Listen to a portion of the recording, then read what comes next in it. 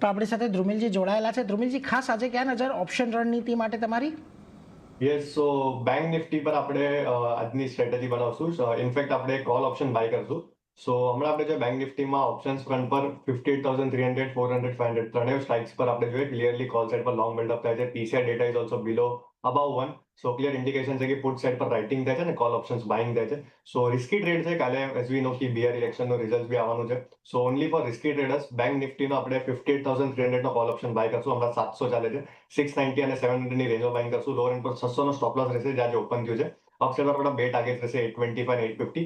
સો જો 825 આવે તો ત્યાં તમે પ્રોફિટ બુકિંગ કરી શકો છો અને 850 પર તમે બીજું પાર્સલ પ્રોફિટ બુકિંગ કરી શકો છો.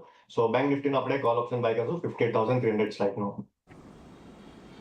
એટલે જુઓ, ખાસ કરીને 58,300ના કોલને ખરીદવાની સલાહ અહીંયાથી બનતી દેખાઈ રહી છે. 690થી 700ની વચ્ચે ખરીદો. 600 રૂપિયાનો એક સ્ટોપ લોસ રાખો.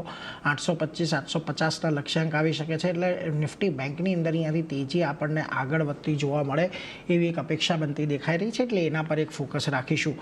પરંતુ આગળ વધીએ.